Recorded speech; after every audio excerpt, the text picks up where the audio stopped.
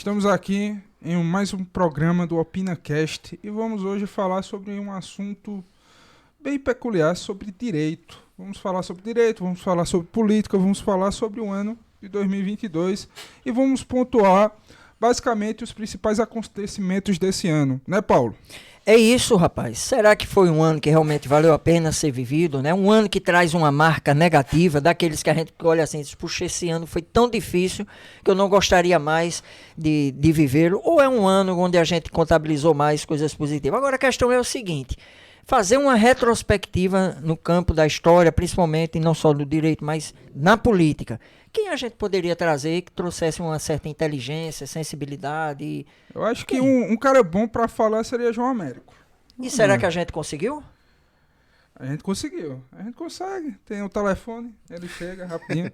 Muito bom. Então, Verdade. seja bem-vindo, doutor João. Prazer tê-lo aqui conosco. Muito- Colaborador nosso e um amigo, né? Há tanto tempo. É verdade. Paulo, Patrick, muito obrigado. A gentileza, a generosidade, principalmente das palavras, de poder trazer um pouco sobre minha visão, sobre a perspectiva que tenho do passado, projetar o futuro, o que é que a gente pensa sobre política.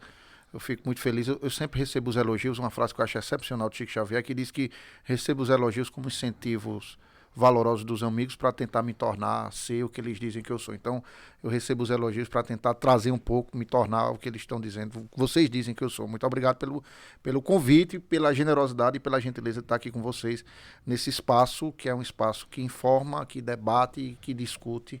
Então, eu fico muito feliz e honrado. Nessa primeira pergunta eu queria saber o que mudou para você a visão de direito como estudante quando você iniciou a carreira e como advogado hoje em dia. O que mudou? O direito na faculdade ele é muito teórico. A gente precisa entender as bases teóricas dos fundamentos dos institutos. Eu tenho que entender o que é o usucapião. Eu tenho que entender o que é um pedido de liberdade. Eu tenho que compreender onde é que ele está, qual é o que é a lei. E depois a aplicação prática disso. E nem sempre a aplicação prática é como se diz a lei, né? Ou seja, o direito é uma ciência não exata e, por ser humana, ele sofre muita interferência desse fator humano. Então, às vezes o fator humano prepondera em relação ao direito, ao que a lei está lá dizendo. Ou seja, você tem, às vezes, por muitas vezes, você tem uma lei que estabelece um determinado comando normativo, solte ou prenda, um exemplo, tratando de uma perspectiva bem simples, e às vezes o fator humano influencia de sobremaneira nessa condição. Às vezes você tem o mesmo caso julgado por dois juízes e com olhares diferentes. Do mesmo jeito, promotores, juízes e advogados. Então, o que muda muito para mim é compreender hoje no direito esse fator humano, que às vezes prepondera muito mais a visão humana, às vezes a visão de quem está aplicando o direito no caso concreto, seja juiz, promotor, advogado. Quem está aplicando o direito no caso concreto, às vezes é mais forte do que a própria norma, o próprio estabelecimento do princípio da legalidade, do que está previsto em lei. Basicamente, os advogados utilizam muito o que os sofistas faziam na época da Grécia Antiga. O discurso é o que vence. Muitas vezes não são necessariamente as provas influenciam, mas o principal é o discurso construído pelo advogado. Tem essa faceta também do discurso. Tem um bocado jurídico que diz assim, Patrick, o melhor advogado conhece, o bom advogado conhece a lei, o melhor advogado conhece o juiz. Então, dizendo que no fim das contas, em uma instância decisória do direito, que seria a quem decide o juiz, o desembargador, então seria mais ou menos nesse sentido. E às vezes nem só a construção do discurso sofista, nem só a construção da estrutura de linguagem discursiva, às vezes afeta. No fim das contas, você pode vir com a melhor linguagem do mundo, com a linguagem mais sofisticada, mais rebuscada, mas se ela não se adequar ao que o juiz pensa, por exemplo, no caso concreto, você não vai obter o bem da vida, você não vai ganhar a causa. Então tem muito disso. Infelizmente, eu queria ter outra perspectiva e dizer assim, o direito, nós temos operadores que aplicam basicamente o que determina a lei. Juízes que o que a lei diz, eles aplicam automaticamente. Não é assim. É muito interpretativo, muito valorativo e, em muitos casos, extremamente subjetivo. E quando a gente vai para esse campo subjetivo, aí fica de acordo com a subjetividade de quem acha melhor aplicar essa ou aquela lei ou aquele entendimento ao caso concreto. E agora, falando sobre as questões das manifestações. A que ponto, falando sobre na questão de direito, protege eles fazerem um protesto e até que ponto eles estão errados em fazer. Quais são os limites de um protesto pelo direito, eu esqueci o nomezinho correto, mas... Pelo Estado de Direito, para se manter o Estado de Direito. Eu sempre, quando penso assim em manifestação, eu penso numa ideia, eu sempre evoco uma ideia assim de liberdade, e acho que a liberdade era como se fosse uma hóstia consagrada em um sacrário. E o que sustenta essa hóstia, o que dá sustentabilidade a essa hóstia da liberdade, é a mesa onde se assenta isso, é a democracia. A democracia é onde há o exercício no altar das liberdades. O altar das liberdades é a democracia. E lá se consagra liberdade de expressão, liberdade de pensamento, liberdade de manifestação e todas as outras. E liberdade de ir e vir, a mais básica de todas. Eu penso que a liberdade de expressão, liberdade de pensamento e liberdade de manifestação, elas encontram um limite. Elas não podem ser de uma maneira tal que não tem ponderação de limites. Sob pena de se viver estados de exceção, onde se viveu, onde a liberdade de expressão era de uma maneira tal que se dizia assim, vamos matar os judeus, se matou 6 milhões.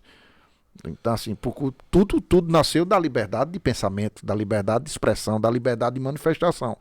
Na Alemanha pré-Segunda Guerra Mundial era liberado armas, e aí a liberdade de armas era de uma maneira tal que você podia se estabelecer milícias. E aí você tinha as camisas pardas, que eram o nascimento da SS na Alemanha nazista. Então foi o fruto da liberdade de pensamento, liberdade de expressão. Eu penso que no Brasil há um debate muito profundo em relação a isso, mas que essa liberdade de pensamento e de manifestação ela não seja utilizada para cometer crimes e para dissolver a estrutura do Estado, sob pena delas incorrerem em ilegalidade. Então, na medida em que você utiliza a liberdade de expressão, de manifestação e de pensamento para pregar uma animosidade entre a sociedade e as Forças Armadas, o artigo 1º da Constituição estabelece: o Brasil é um Estado democrático de direito formado pela união indissolúvel aí depois são poderes harmônicos entre si, o poder judiciário, o legislativo e o executivo, e você utiliza uma narrativa para destruir essa estrutura e para pregar que um poder ou uma estrutura do Estado interfere em outro. Eu acho que a gente saiu da liberdade de expressão para cometimento de crime. Na minha percepção, com todas as vendas e com todo respeito a quem pensa do contrário, o que está acontecendo no Brasil é mais ou menos o que aconteceu com o fanatismo de movimentos até contemporâneos. Por exemplo, o que a gente pode perceber, fazendo uma comparação, é o que tem o Talibã. Ou seja, o Talibã é um movimento extremista no Afeganistão que assume a estrutura de poder, que busca fazer política, que traz valores religiosos e que assume a estrutura de Estado. E lá existem limitações à liberdade de pensamento, liberdade de expressão, a questão do que diz respeito a qual o papel da mulher na sociedade. Então, o que acontece para mim, esses são movimentos extremistas para mim comparados ao Talibã, e que pregam em certa medida ações que são criminosas. Por isso que eu penso que o Estado brasileiro deveria reprimir de forma exemplar. Eles passaram da conta de ser um movimento que contesta uma manifestação livre. Manifestação para quê? Manifestação para criar um rompimento da estrutura do Estado. O que eles estão pregando é isso. Eles não concordam com a estrutura do Estado, acham que o Estado brasileiro não consegue dar as respostas e querem o seguinte: querem destruir a justiça eleitoral e todo modelo de justiça e criminalizar, porque é isso que eles fazem. Criminalizar quem pensa contrário, criminalizar os movimentos de esquerda, criminalizar pensamento de esquerda e tomar à força o poder. Porque não é um movimento que está pregando contra o comunismo, não é isso. Esses movimentos que estão na frente do quartel não é contra o comunismo, nem por um Brasil melhor. É um movimento de insatisfação pelo resultado das urnas e um rompimento com a estrutura democrática do Estado para impor o que eles pensam. O que vale, o que eles querem é que eles pensam em relação ao país. E aí, para legitimar isso, eles utilizam de narrativas.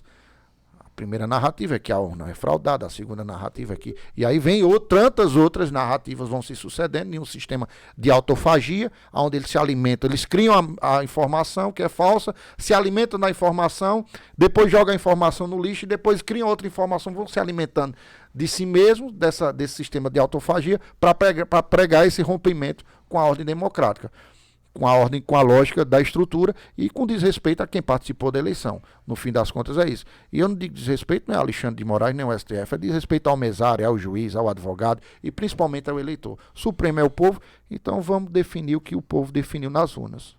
Supremo é o povo, então o povo foi às urnas e escolheu o seu representante. E aí depois o seu representante vai ter que ser eleito, que é o presidente da República. Para concluir o raciocínio, Peck, o que me preocupa é o seguinte, e depois que eles conseguirem tirar o presidente Lula, que o objetivo é esse. O objetivo é muito claro, é não fazer com que Lula seja presidente. Depois eles vão fazer o quê? Depois eles vão dizer que os deputados de esquerda não deveriam se eleger, e aí tira os deputados de esquerda. Depois os governadores, e por fim vai se manter uma ideologia onde só vão poder conviver com o que eles pensam que é justo e que é correto.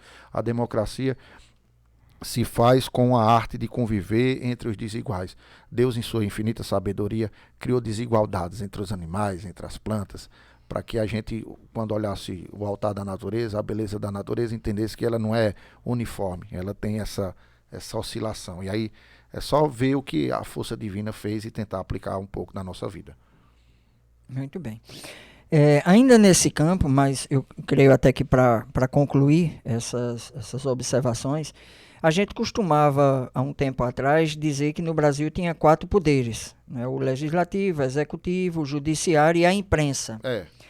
Nesse período, nesses últimos anos, a imprensa foi colocada em xeque, executivo e legislativo, até pela sua explicação, também ficou assim um pouco questionada, bombardeada, mas também olhando por esse olhar aí do campo do direito. O judiciário, como você analisa? Houve realmente exageros? Alguns desses exageros se fizeram necessários, né? Por exemplo, se questiona muito a atitude do Alexandre de Moraes, eles, né, esse campo aí contrário, se questiona muito se o judiciário não estava passando dos limites em relação aos poderes. Como você analisa que agiu o judiciário do país nesse período? Foi o bastante? Foi necessário? Porque no judiciário tem muita discussão, Paulo, de forma e conteúdo, ou seja, a forma não é adequada, o conteúdo também é. Se a gente for fazer um recorte, for pegar um caso, por exemplo, de Daniel Silveira faz um vídeo dizendo que vai pegar um gato morto e que vai espancar a Fachin, e detrata a Fachin com as palavras de mais baixo calão possível, ou seja, ele faz uma verborragia, né, quase uma diarreia verbal, e aí depois disso vem a prisão dele. Mas é bom que aí depois se atribui uma fake news de que quem prendeu, quem está investigando, quem está prendendo, seria Alexandre de Moraes. É bom dizer que nesse caso, por exemplo, do Daniel Silveira, o que foi que aconteceu? Daniel Silveira foi denunciado pelo Ministério Público. Houve uma denúncia do Ministério Público. Ele teve o seu julgamento pelo Supremo Tribunal Federal por conta do foro privilegiado e depois foi condenado. Aí o que foi que aconteceu? O presidente da República concede um inédito no Brasil, um inédito indulto. Ou seja, um inédito indulto que nunca tinha acontecido na história republicana desse país. É esse entrechoque entre poderes. Existem esses poderes que, na minha avaliação, são as dores do crescimento. Mas eu acredito que se muitas das medidas enérgicas do Supremo Tribunal Federal e da Justiça Eleitoral não tivessem sido tomadas, a gente haveria de ter um poder enfraquecido em detrimento do outro. Agora, é evidente que houveram excessos de parte a parte. Houve excessos de quem proferiu sobre a excludente, sobre o palio, sobre o escudo protetivo da liberdade de expressão. Levantou diversas questões que na minha avaliação não seriam procedentes, e houve também, eu acredito, em outras medidas que o Alexandre de Moraes não deveria ter tomado aquela medida mais adequada. Eu penso que outras situações deveriam ser tomadas, mas no fim das contas a gente fica e eu fico com essa impressão bem subjetiva de um olhar, não tanto do olhar do direito, que se determinadas medidas não têm sido tomadas, a gente poderia sofrer o risco de um rompimento democrático. Então eu penso que, inclusive, esse rompimento democrático é real, é muito claro. O problema é que as instituições não embarcaram nisso, mas uma grande parcela da população brasileira é desejosa de que o Exército saia às ruas e mate brasileiros. Para ser bem claro isso, você tem que estar na porta do quartel, quer que o Brasil entre em uma guerra fratricida. Ou Ou seja, se morrer alguém da esquerda, tudo Isso bem. já foi dito, inclusive, literalmente. Já né? foi Em um desses verbalizado discursos, em várias manifestações, tanto individuais como coletivas. incentivando a guerra Então, civil. não dá pra gente normalizar um movimento desse. Então, assim, de pessoas que estão pedindo, assim, efetivamente, um rompimento. Por mais que depois, quando a situação aperta para quem proferiu isso, e ele diz, não, aquilo foi uma situação, eu estava de cabeça quente, foi só para... Não é assim. Mas a pergunta A é o gente seguinte, precisa- vocês querem que o Exército assuma como? A força. Certo. É a força. E se for necessário que a força se use armas? Se usa. E se as armas matarem outros brasileiros? Se mate. Então, assim, é isso que nós estamos vivendo. Não dá para normalizar esse movimento. Né? Não dá para olhar como uma coisa, um movimento pacifista, legítimo, correto, adequado. Não é isso. E para utilizar, e para legitimar tudo isso, a utilização da fé, como o Talibã utiliza. O Talibã é um regime totalitário, é um regime teocrático, é um regime que assassina as pessoas legitimadas pela fé. Então, aí você vê esse regime talibã, o que muitas pessoas são os talibãs brasileiros. O povo utiliza a palavra patriota, eu utilizo a palavra talibã. Você é o talibã brasileiro, tupiniquim. É o talibã verde e amarelo. Você não usa turbante, mas usa a bandeira do Brasil. Então, você vê essa estrutura, esse pensamento que é utilizado, e ele só não é feito porque não há uma legitimação por parte de poderes, nenhuma pessoa, nenhuma estrutura séria de poder no país, nem o próprio partido do presidente da República legitima isso. Houve uma tentativa de uma ação no Tribunal Superior Eleitoral de contestação das urnas eletrônicas, mas como tudo no Brasil se resolve no dinheiro, quando mexer no bolso, no instante terminou. Por que não continuaram? É porque mexer no bolso. Né? Alexandre de Moraes estabelece uma multa de 22 milhões e 900 e poucos mil. Aí, quando mexe no bolso, eu disse, não, sabe de uma coisa, vamos esquecer, os outros partidos também já deixaram, o PL não está mais discutindo isso, o negócio é recompor financeiramente. Depois a gente vê essa questão. Vamos lá, retrospectiva do ano, porque à medida que a gente for relembrando, recordando, né, de alguns fatos importantes, claro que a política está impermeada nisso tudo. Já em fevereiro, houve uma intervenção militar da Rússia na Ucrânia, onde se estima que cerca de 100 mil soldados russos e 100 mil ucranianos foram mortos e feridos, além dos 40 mil civis que morreram em conflito. Não foi só algo geograficamente localizado, não é isso? Isso trouxe... Assim, você tem que compreender esse conflito entre Rússia e Ucrânia voltando no passado, ou seja, com a instituição do Estado russo, e não só do Estado russo, das antigas Uniões Soviéticas, do qual a Ucrânia fazia parte, como a Polônia fez parte. Então, houve no mundo, basicamente, depois da Revolução de 1917, como me parece, eu não estou muito bem de data, mas houve a Revolução Bolchevique na Rússia, que acabou espairando a sua zona de influência pela a Rússia, né, pela antiga União Soviética, espalhando sua influência sobre outros países. Um dos países que influenciaram é a Ucrânia. Então, ou seja, existe uma ligação histórica muito profunda entre Rússia e Ucrânia. Depois, com a queda do Muro de Berlim, a redemocratização da Rússia, a perestroika e todo aquele movimento que foi liderado por Boris Yeltsin, né, de um modelo mais capitalista e a renúncia da doutrina mais marxista, mais de esquerda, né, mais comunista, a Ucrânia acaba se separando, se divorciando da Rússia, mas a Rússia sempre teve influência na Ucrânia. Sempre existiu um campo de influência na Ucrânia e a Rússia não queria perder essa influência. Com a eleição de Zelensky, que é uma eleição de uma pessoa chamada outsider, ou seja, fora do sistema. Ou seja, a Ele eleição, era do campo artístico, né? Ele era do campo artístico, era humorista, e aí pretendeu eleger. Depois houve uma violenta, um movimento muito violento antes de Zelensky, do antigo presidente, que eu não me recordo o nome agora, mas depois quem está assistindo aí é só lembrar. Você peço desculpa porque não tinha me preparado com tanta profundidade para a resposta. Mas houve uma repressão muito grande, uma retirada do antigo presidente da Ucrânia, ele sai, vai para a Rússia, e aí o desejoso desse movimento offside, né, desse movimento de renovação, se elege Zelensky.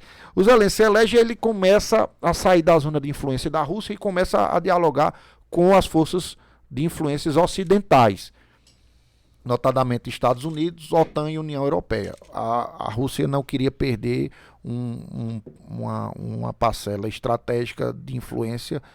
Seu vizinho fizesse parte da União Europeia e notadamente da OTAN, sob pena de se criar um ambiente armamentista pré-guerra. Eu não vou nem dizer guerra mundial, mas um pré-guerra.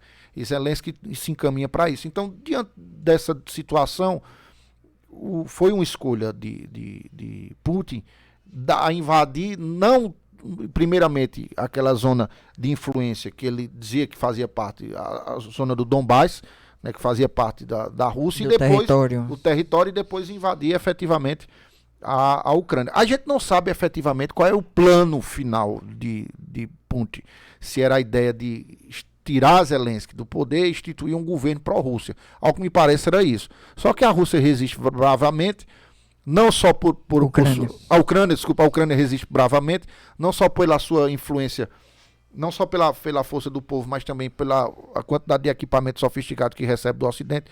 Inglaterra, Estados Unidos, União Europeia abastece muito a Rússia nesse sentido, e a gente tem esse conflito que parece que está perto de terminar, né, com vitória. A gente não é bem informado sobre isso, porque são duas versões, a Rússia dá uma versão, a Ucrânia dá outra, mas é um conflito que ainda não se resolveu, mas não deixa de todo modo de se lamentar, porque o conflito armado é quando a diplomacia perdeu, a diplomacia perde entre o conflito armado, parece estar perto de resolver.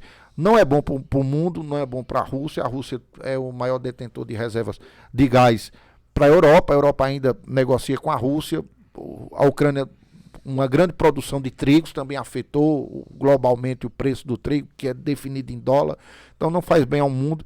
Um conflito na Europa depois de quase 70 anos, que não existiam mais conflitos na Europa, tirando aquele conflito da Bósnia e da Iugoslávia, mas não existia mais, não era um ambiente com tanto conflito armado, não era mais conflito diplomático, e no fim das contas a gente lamenta muito sobre isso, né? E a gente entende, não é que entende, a gente tem a percepção da compreensão do que é o movimento da Rússia, e depois também tem a compreensão do movimento da Ucrânia, que como país soberano e autodeterminável estava escolhendo o seu destino e sair dessa amarra russa, né, que era tão forte e tão presente. Mas no fim das contas é um conflito que a gente lamenta, que eu não sei da Europa, e também que mexeu um pouco com a estrutura não só com a estrutura geopolítica, mas também com a estrutura inflacionária de preços que a gente está vendo aqui no mundo todo. A gente vive num mundo, Paulo, que é interconectado, interdependente e infundido. As ações que ocorrem, e dependendo do nível de ações, que ocorrem em uma cidade que ninguém conhecia o nome, chamada Wuhan, na China, fecham escolas no sertão de Pernambuco. Então, essa interdependência, essa fusão do mundo, a gente tem que ter essa compreensão. Então, ficar atento com o que ocorre lá, porque vai nos afetar aqui em grande medida. Se não afeta diretamente, mas indiretamente. Então, no fim das contas, é esse olhar de um mundo globalizado que a gente tem que ter. Nesse mesmo período, aqui no Brasil, estava sendo comemorado, isso foi em fevereiro, o centenário da Semana da Arte Moderna. E a gente sabe que isso estava acontecendo, digamos, numa gestão, né, no governo, onde não havia incentivo para a cultura, para as artes, mas principalmente para esse aspecto mais revolucionário, né, para essa proposta que essa semana trouxe historicamente ao país. Foi um fato que, de alguma forma, a partir do início do ano, que já era um ano eleitoral, digamos, né, onde já se apontava para que no final do ano houvesse uma eleição. Isso foi retroalimentando também os campos de esquerda, os pensadores, foi dando. Como o senhor analisa que esse fato contribuiu nesse sentido? Existe uma discussão sobre a Semana de Arte Moderna, é bem interessante, que era como se fosse a Semana de Arte Moderna que foi construída com intelectuais brancos, né, de elite paulistana, que se apropriaram em determinada medida de valores populares. Só Tarsila do Amaral, Oswaldo de Andrade, Mário de Andrade. Ou seja, Oswaldo de Andrade escreveu o clássico Macunaíma, que esse herói brasileiro, negro e tal, o herói, né, o herói sem valor. Então, Grande Otelo fez Grande Otelo fez isso. Então, assim, primeiro é a discussão de que do que é efetivamente essa arte moderna e como ela foi construída, assim, construída por uma elite. Né, assim, era construída por uma elite nos palacetes de São Paulo. Então era uma arte moderna para os ricos verem. Não era uma arte moderna para o povo ver. Não era a arte do povo. Aí a pergunta é, que arte moderna é essa? Então, o que é que eu penso? Nós precisamos de uma arte muito mais, se é arte moderna e se é brasileira, a gente precisa de uma arte muito mais inclusiva.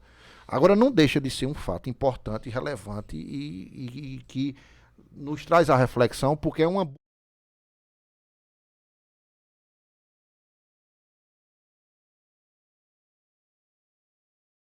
de contribuição para buscar nossa identidade, em que pese ser um movimento de brancos nos palácios e para a elite, não deixa de ser um movimento que é relevante. Mas a gente precisa ser mais democrático e ser mais inclusivo. E é justamente isso que eu penso que a arte deve se propor a fazer. Refletir sobre os nossos problemas e compreender as nossas belezas. Nós temos muita beleza na construção da arte negra, da arte indígena, até da própria herança europeia, ocidental, branca e portuguesa. Eu penso que a gente também tem muita beleza nesse sentido, mas a gente tem muito mais uma arte brasileira que é muito mais ligada a esses valores. Hoje a gente está notando uma mudança nesse eixo. A gente está notando que a gente, por exemplo, o resgate de vultos importantes da negritude brasileira que foram esquecidos.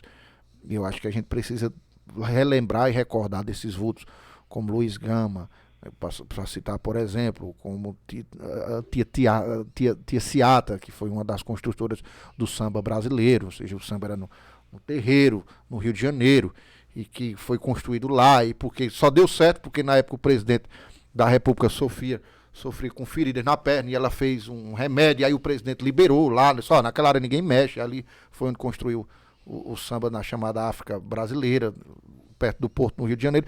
Mas independente dessa questão, eu acho que houve realmente, como você coloca a sua inquietação, Paulo, uma diminuição substancial do papel da arte e da influência da arte no Brasil. É bom dizer que países como Estados Unidos e outros, até hoje, sofrem influência do Estado incentivando a arte, fomentando a arte.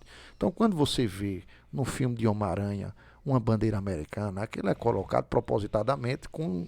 O Japão está fazendo isso através dos filmes, né? A Coreia investe, né? É mais na Coreia. Em produções. É mais na Coreia que faz essa questão de produção. Do governo investir, é isso? O governo investe tanto no cinema quanto na música K-pop. Na música K-pop. Até para espalhar. Você cria uma identidade, uma cultura e você espalha. Então o Brasil tem muita coisa e a gente precisa muito da influência do Estado brasileiro para ser um dos fomentadores, um dos mecenas da arte brasileira. Então, se não dá para construir uma arte, principalmente uma arte mais democrática, se você não tiver a participação do Estado. Eu acho que faltou um pouco nesse governo essa participação, essa democratização, esse espalhamento da arte. Pessoas que, por exemplo, não compreendem a beleza do que é uma escola de samba, do que é o samba para o Brasil, do que é a influência que se tem no mundo, né, sobre esse fenômeno que é o carnaval, de como ele gera dividendos e de como faz parte de nossa identidade cultural. Tem pessoas que renunciam a isso. Então, assim, eu acho que, como disse Paulo, essa sua inquietação tem muita procedência na medida em que a gente perdeu muito, por parte desse governo, esse incentivo à cultura, à arte, ao desenvolvimento desse pensamento ligado mais a esses campos artísticos. Eu acho que a gente precisa retornar com uma certa urgência. Não dá para construir uma identidade cultural, uma identidade de país. Você não pode se olhar para o seu país se você não tiver uma arte que lhe represente. Se você não tiver um olhar artístico de quem encampe essa conflagração do que é. Não é nem acho que minha palavra não é nem a conflagração, é catalisação. Ou seja, a arte tem isso, ou seja, de catalisar e às vezes simplificar questões complexas, até como crítica, né, para tentar evoluir, pensar. Então a arte para mim é fundamental, imprescindível, essencial. Em todos os seus campos, desde a literatura até a da música. Isso mexe muito com você. Eu quero puxar agora para o lado dele. Como foi a produção audiovisual? Como é que você percebeu esse período, né, digamos assim? Está havendo mesmo uma retomada? No Brasil, inclusive em Pernambuco, está se valorizando mais, está crescendo? Não, a questão Falando mais sobre cinema. Basicamente, as leis de incentivo foram cortadas, não se tem, e as que, pelo que eu vi, as que foram, basicamente, muitos conseguiram produzir porque já estavam captando antes do governo. Aí, o que conseguiu, teve as leis aquela lei Paulo Gustavo, aquela outra lei que deu um fôlego, conseguiram produzir Aldir bastante, Blanc, né? até alguns amigos daqui de Caruaru conseguiram produzir curtas-metragens que estão rodando pelo país e afora. Mas a questão é que cinema é caro. Cinema, para mim, é uma arte capitalista. Não existe nada barato. Você tem que ter... Cinema é uma equipe. É diretor de fotografia, tem um maquinário, tem tudo. Os atores. Então é uma arte que envolve muitas pessoas e as pessoas têm que receber. Mesmo que seja pouco, tem que receber. Geralmente o pessoal fala, um filme de R$1 milhão. É muito dinheiro para você? Para cinema é basicamente de nada, porque se você comparar o cinema americano, que um filme de baixo orçamento lá custa $10 milhões, $10 milhões convertendo para cá dá quanto? 50, 100? Então é complicado. O último filme brasileiro que teve um dos maiores orçamentos foi Tropa de Elite 2, custou R$10 milhões. Fez o que fez, mas também já tinha apelo, já tinha público.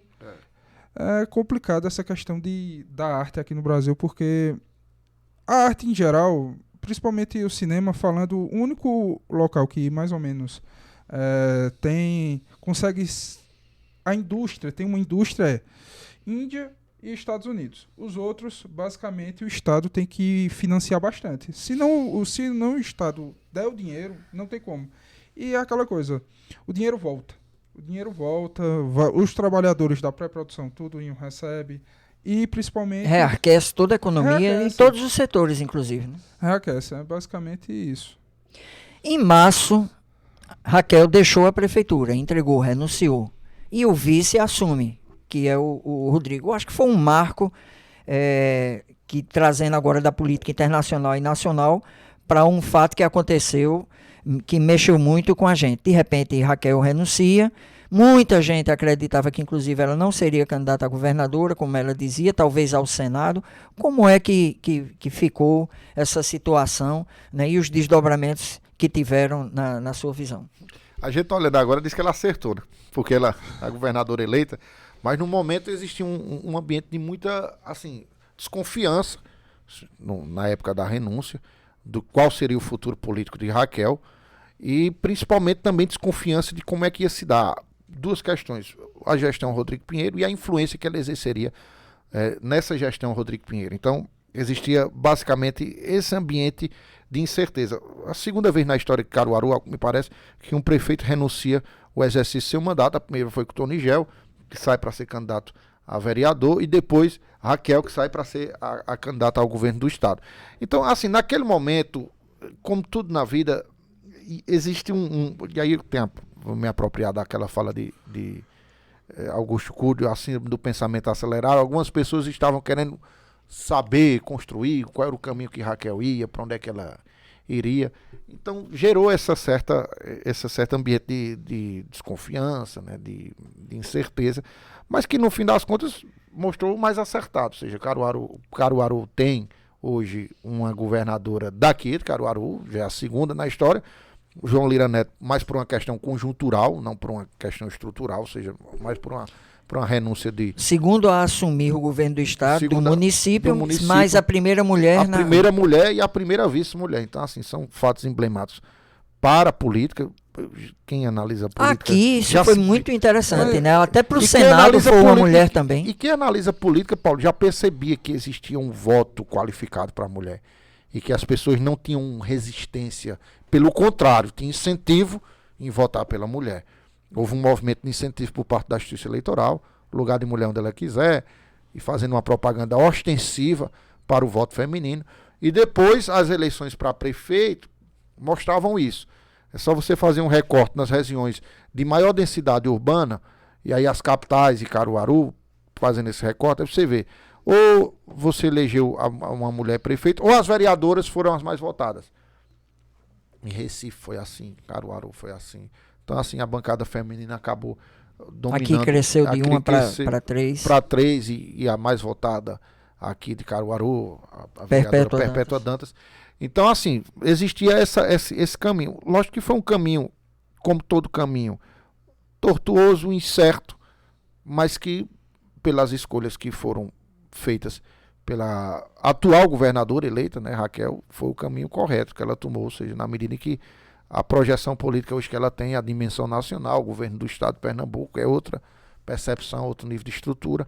E aqui em Caruaru, Paulo, existe um sentimento de, digamos assim, de muita expectativa hoje. O que era incerteza virou expectativa. Muita gente aguarda e questiona assim com uma certa ansiedade, dizer o que é que vai, como é que Caruaru vai se projetar, né? O que é que vai Até vir porque aqui para Caruaru? as forças foram abaladas, né? De repente, Queiroz não se reelege, Lessa não se reelege, Tony Gel não se Quem foi reelege. oposição a Raquel não se elegeu.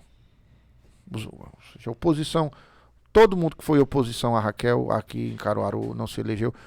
E aí não era nem oposição. O Fernando Rodolfo não teve uma votação expressiva aqui em Caruaru, 6 mil votos, mas não era oposição a Raquel, não fazia oposição sistemática, foi o único que se elegeu. Mas quem fez oposição a ela aqui não se elegeu. E quem escolheu a linha moderada aqui em Caruaru também não se elegeu. Ou seja, não houve radicalização aqui em Caruaru por parte das grandes lideranças. A gente não viu, por exemplo, o Rafier, assim, um radical de direita, ninguém ser radical, então também o voto radical de direita foi quem elegeu para a Câmara dos Deputados. Deputado federal, deputado estadual. Então quem tinha mais esse radicalismo, quem tinha um discurso mais, né, mais virulento, conseguiu se eleger. Aqui em Caruaru aconteceu isso, ou seja, há uma perspectiva de que Raquel Lira domine, seja uma força dominante aqui em Caruaru ainda por um bom tempo. Ela sai das eleições para concluir a retrospectiva como eleita no primeiro turno, com a votação histórica. Foi eleita no primeiro turno aqui, venceu todas as forças que fizeram oposição, vai ser governadora, tem outra votação histórica expressiva, 80% do voto do caruaruense foi para Raquel. Com um histórico parecido, já que você fez a comparação aí dela enquanto da eleição para prefeita e para governador, com um histórico parecido também no período da prefeitura, né? Porque na prefeitura ela estava lá atrás, muita gente acreditava que ela não saía, foi tirada do partido, já para não entrar na disputa. Agora isso na primeira eleição. Sim, na primeira. Na segunda ela já entrou mais tranquila. Na segunda foi... Mas assim, ela guerreira, chegou até o fim e aí, ganhou. E agora com a eleição acachapante aqui em Caruaru. Então assim, há uma expectativa que ela vai ser essa grande força dominante. A gente está falando de uma governadora do estado de Caruaru. Preside o partido.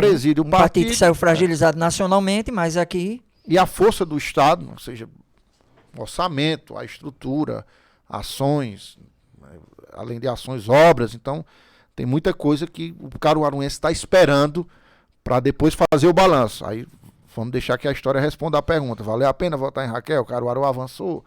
Trouxe alguma coisa que não... Ou fez mais de o mesmo?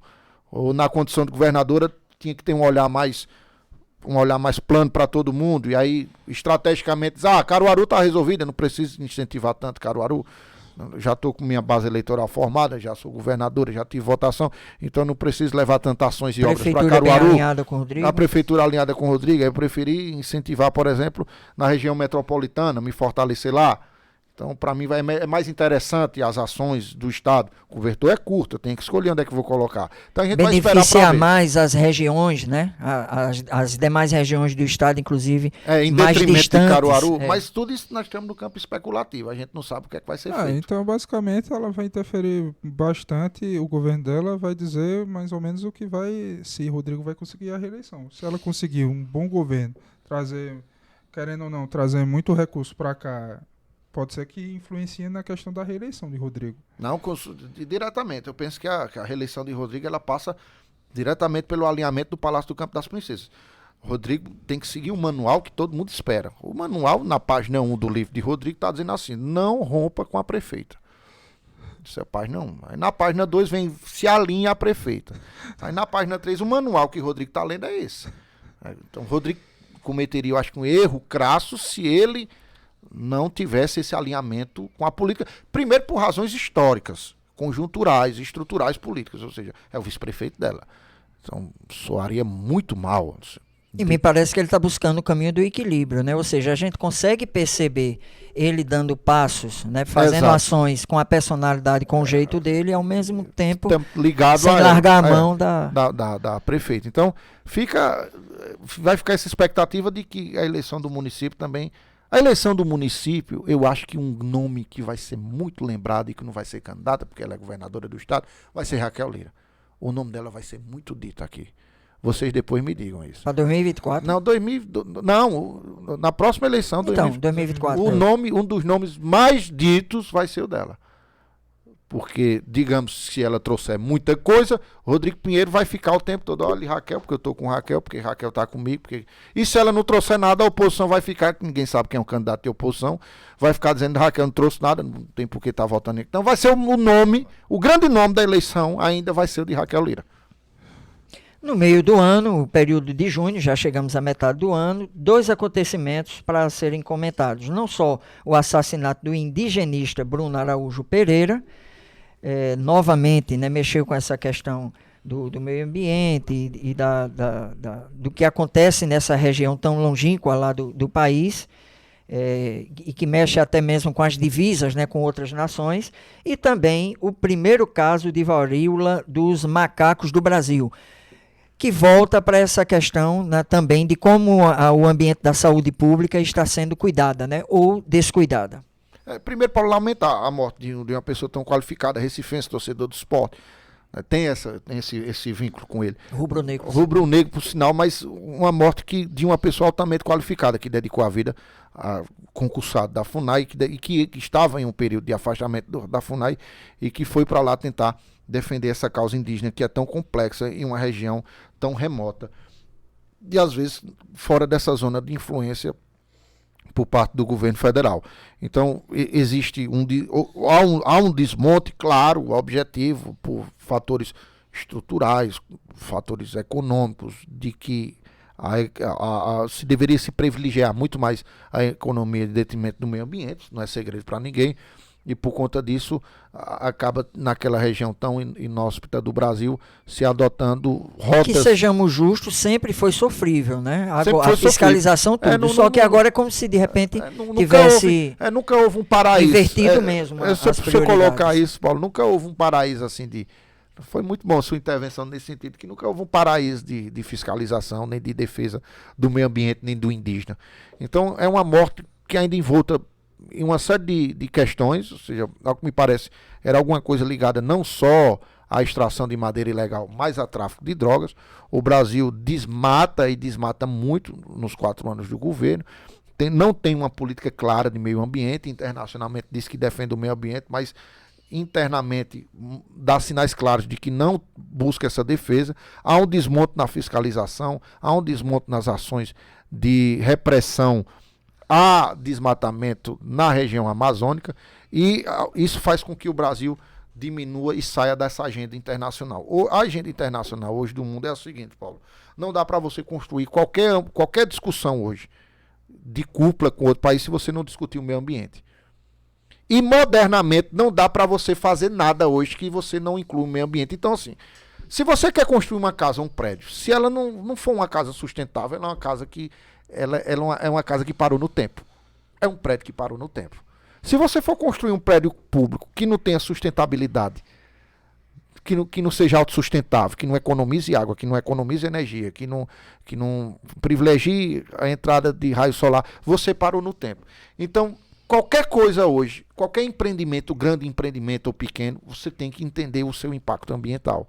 Então não dá para você construir e qualquer outra ação, não dá para construir uma sociedade melhor para as próximas gerações se a gente não entender o impacto ambiental que a gente está deixando nessa.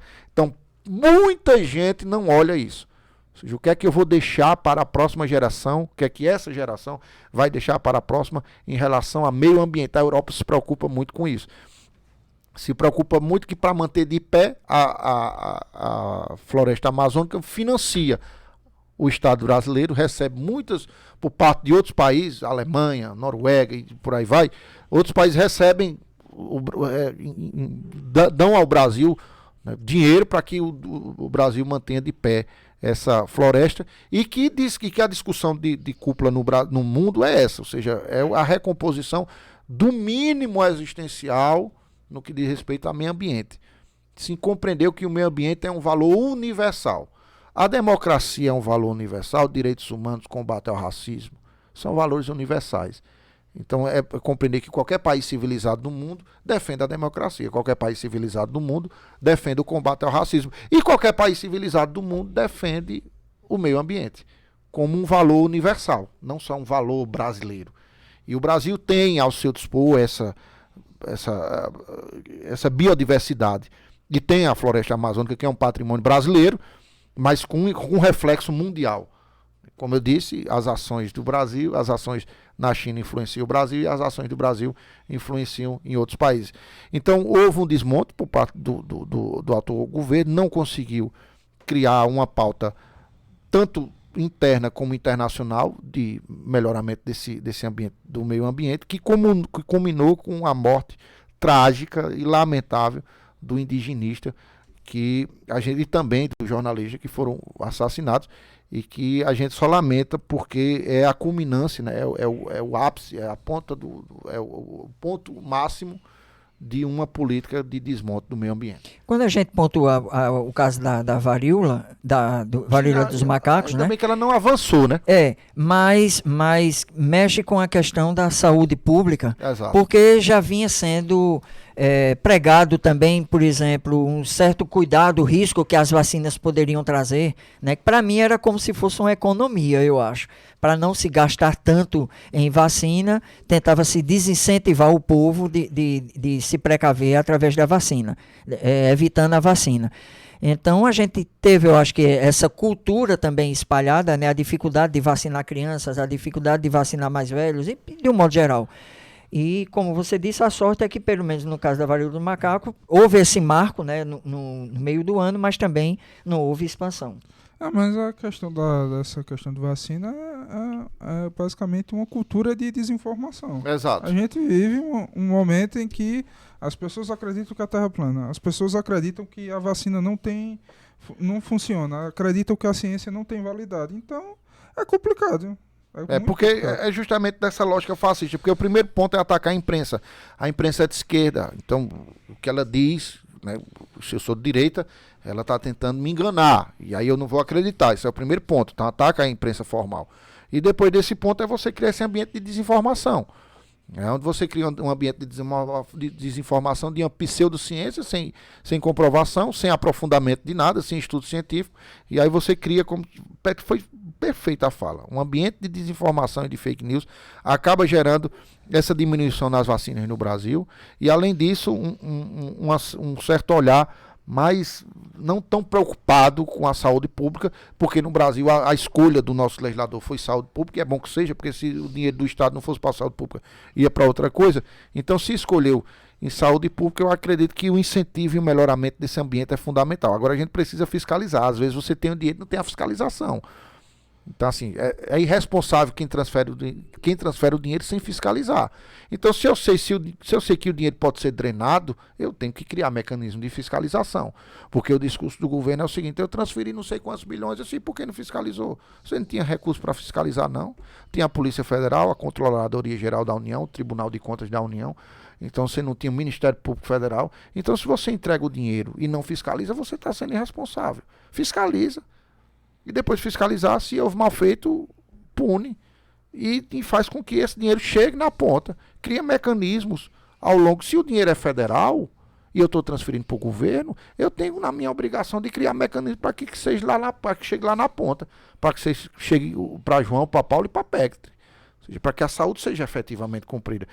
Se o governo federal dá 1 milhão para construir, ou 1 milhão é pouco, mas dá 10 milhões...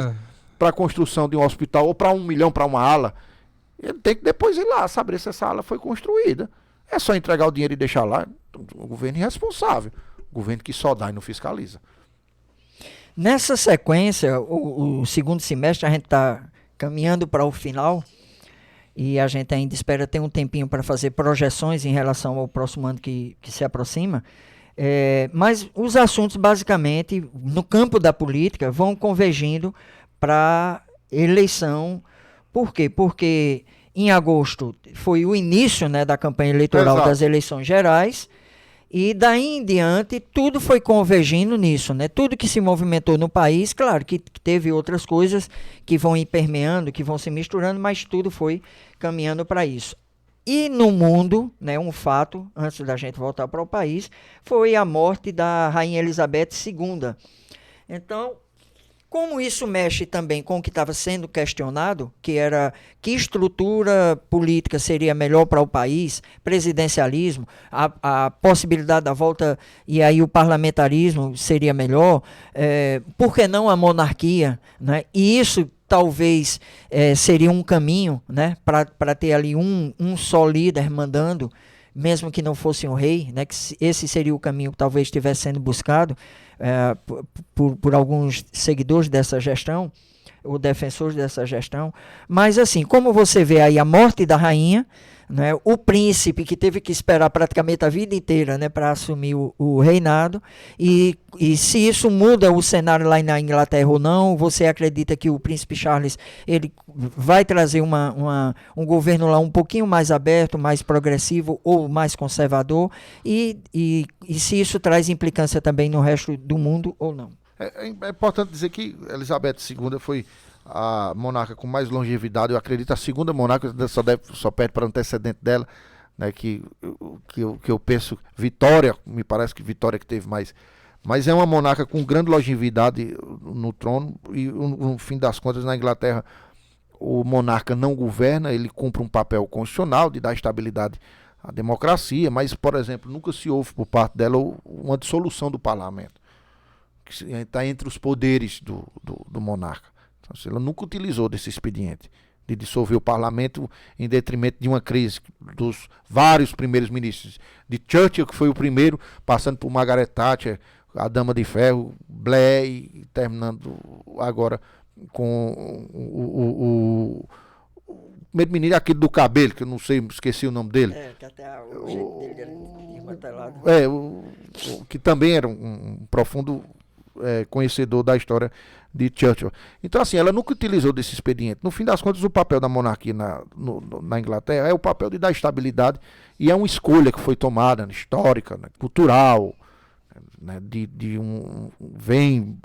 ou seja, de uma formação social também, sociológica, antropológica. Então tem todos esses fatores que permeiam e que legitimam a ideia da monarquia. No Brasil, ele foi convocado no plebiscito em 1996 para escolher o regime de governo, presidencialista, parlamentarista ou monarquista. E o brasileiro escolheu o presidencialismo. Houve uma campanha muito forte naquela época, e eu ainda lembro dessa eleição. Eu era criança, mas ainda lembro desse processo político, dessa escolha. Então eu penso que no Brasil não cabe mais espaço para discussão sobre isso, sob pena de rompimento da estrutura democrática. O Brasil é um Estado democrático de direito e que escolheu o presidencialismo. Já houve isso, a não ser que haja um rompimento da ordem democrática, da ordem, e se estabeleça outra, uma revolução, e da revolução você cria outro sistema. Se não houver nenhum movimento revolucionário no Brasil, penso que a manutenção seria nesse sentido. E no que diz respeito, a gente espera que o reinado de Charles seja um pouco mais inclusivo do que foi o de Elizabeth. Elizabeth, ela foi a grande protagonista da sobriedade de um monarca, ou seja, não se envolvia em temas polêmicos, ela não, em público, não fazia nenhuma gafe. Mas a gente espera que o monarca Charles seja mais inclusivo, em um mundo que se propõe ser mais inclusivo. Ou seja, que contemple comunidades que não foram tão contempladas pela Elizabeth. Ou seja, negros, além uma grande comunidade indiana. Ou seja, e aí você contempla como? Você concedendo títulos, né, que tem essa tradição lá, apesar de muitos discordarem, concedendo título de cavaleiro, de sangue, ou seja, é um gesto, né, de dar protagonismo a determinado segmento. Então eu penso que o grande desafio dele é esse, já é manter a sobriedade, manter a estrutura e, apesar de não governar, fazer esses gestos de ser mais inclusivo, né, em um mundo que se propõe a ser mais inclusivo.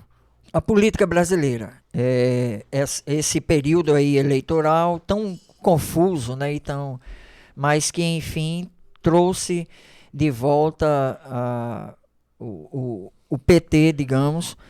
E como você enxergou todo esse período que houve aí de setembro, outubro, novembro, período das eleições, o que aconteceu com o país. Paulo, o grande tema foi eleições. Então a gente viveu uma eleição atípica, porque em que pese as forças políticas serem antagônicas, e eu acho que o antagonismo não é ruim para a democracia, pelo contrário, oxigena, funciona melhor, mas era um antagonismo carregado de muito sentimento, de muita subjetividade, existia muito ódio, parte a parte, existe gente que votou com muito ódio, tanto na esquerda como na direita. Isso não faz bem para uma sociedade, isso não melhora as relações. Houve muita gente que foi votar e que chorou quando votou, depois chorou quando Lula ganhou, ou chorou quando Bolsonaro perdeu. Então, assim, mais um choro que não era um choro, era um choro carregado de sentimento negativo. Isso foi ruim. Seja em que pese ser bom o antagonismo, ser bom essa estrutura de duas forças políticas brigando pela estrutura de poder, é ruim quando você carrega ela de sentimento. Eu achei uma campanha muito polarizada, mas muito pobre, paupérrima de ideias. Temas fundamentais como previdência social não foram discutidos com profundidade. E por ironia, justamente se precisava muito nessa aprofundar esses temas. Esses temas, previdência, a gente não sabe. Ninguém sabe o que é que Bolsonaro pensa sobre previdência, nem o que Lula pensa sobre previdência, sistema de saúde, sistema financeiro. Então foi uma campanha porque foi carregada tanto de ódio, de raiva e de indiferença. Bolsonaro dizia, quero tudo diferente, mas essa proposta diferente a gente nunca soube. E Lula não apresentou nada de e novo. Lula dizia, não, eu vou fazer tudo o que fiz antes. Só que os tempos mudam, né? Exato, eu sei, mas tudo é muito dinâmico. Mas não dizia com profundidade, Paulo. Eu vou voltar ao tema previdência. Previdência é uma coisa fundamental, afeta todo mundo aqui. Porque um dia todo mundo ou vai se aposentar ou vai precisar da previdência. E como é que vai ser a previdência? Qual é o modelo de previdência que vai ser mantido? Vai ter reforma? Não vai ter reforma? A gente vai ter... Como é que quem quer se aposentar vai fazer o quê? O Petri vai querer se aposentar. O Iverson, acho que ele vai querer ter uma aposentadoriazinha lá pra frente. Mas como é que vai ser? Então, assim, eu acho que faltou profundidade nesses temas por conta da pobreza do debate, que foi carregado de sentimento. Quando você carrega de sentimento um aspecto de sua vida, você acaba negando a racionalidade e o equilíbrio. Faltou isso nessa campanha. Então, acho que o destaque para mim é isso. Mas, além disso, também o combate, como o Petri fez, de desinformação. A gente teve uma estrutura, e é bom que se diga com todas as clarezas, que isso vai ficar registrado. Um dia eu vou embora, mas é bom dizer, registrar. É bom que fique muito claro que uma estrutura de campanha, que era a estrutura patrocinada pelo Jair Bolsonaro, pregava uma fake news sobre a democracia, dizendo que o processo político não era legítimo, isso antes do período eleitoral. Depois se esqueceu até um pouco mais. Quando começou a campanha, isso foi deixado e agora se retornou um pouco esse discurso. Mas eu acho que também marcou negativamente para mim. A política foi marcada por isso. Eu não vejo, assim como muitas pessoas veem, tão positivo esse momento. Eu acho que foi um momento muito pobre para a política. Muito pobre, e eu penso que isso não se repita. Independente da vitória de Lula ou da derrota de Bolsonaro, não estou falando sobre isso. Eu estou falando que o debate da ideia foi deixado de lado. E falou muito mais em sentimento de ódio, de raiva e de indiferença, do que de avanço para o país, do que esperança, do que melhorar a condição do povo. Me parece, eu não sei se você vai concordar, que o que vai ajudar, ou já está ajudando, a retomar esses temas foi quando o Lula começou a estabelecer aqueles grupos de trabalho. Mas mesmo no assim, período de transição. Mas mesmo assim de forma muito tímida. Sim, a gente mas, não tem mas a gente não trabalho, tem conhecimento. Mas a gente não tem uma projeção de futuro. A gente não tem conhecimento do que está sendo debatido, discutido. Mas porém, tá a gente disposto. sabe que está tendo essas discussões, deve estar tendo essas discussões entre eles, né? Cada área daquela, pensando o que foi feito, o que vai se fazer, resta-se realmente, digamos, a partir de janeiro, ter, digamos, as cartas na mesa, né, para dizer, tá, e aí, como vai ser agora? Porque no fim das contas o voto do brasileiro foi o voto da negação. Votar em Lula para negar Bolsonaro, votar em Bolsonaro para negar Lula. Antes, então. Então foi um voto assim, não foi o voto... Muita gente votou... Muita gente votou assim, o voto de um negando o outro. Então é um voto que não é bom, que não qualifica, que não melhora, que não aperfeiçoa. Então eu penso que não fez bem. Mas em que pese a campanha política para mim ter sido dessa pobreza, né, de uma grande pobreza, eu penso que houve um avanço no sentido da manutenção da estrutura democrática. Ou seja, a Justiça Federal botou as urnas na rua, botou as urnas nas escolas, botou as urnas nos locais de votação, os eleitos foram escolhidos, os deputados estaduais, federais, porque é bom, todo mundo fica muito ligado ao presidente, mas é bom dizer que teve eleição, tem gente que esquece, mas teve eleição para deputado. Esse ano teve eleição para deputado estadual, deputado federal, governador e senador. Eles foram eleitos, vão ser diplomados e vão assumir. Que são decisivos nesse processo político, né? Porque fundamentais. muitas vezes só se concentra a ideia no presidente, Exato. mas a Câmara, né, os senadores, têm papel fundamental na vida do povo. É fundamental, imprescindível. Então, assim, se esquecer um pouco disso, dessa ideia de que houve esse voto, e no fim das contas que a justiça eleitoral e a estrutura democrática venceu.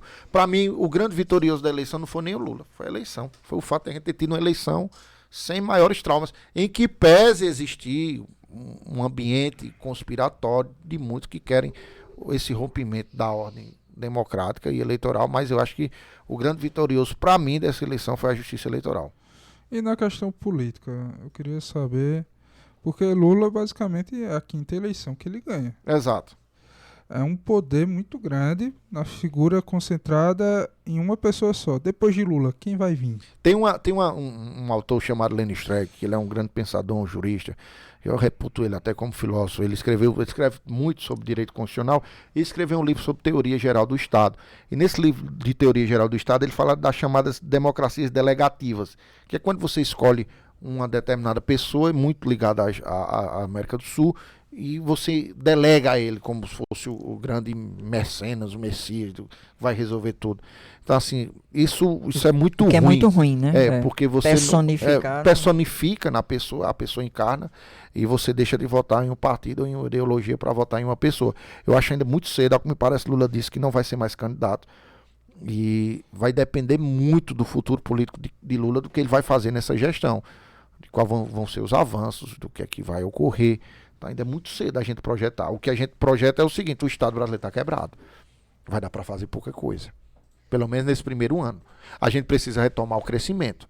Aumentar o crescimento, aumentar o nível de emprego, para aumentar a arrecadação, para depois de aumentar a arrecadação, pagar a dívida do Estado, para que o Estado com dinheiro em caixa possa investir.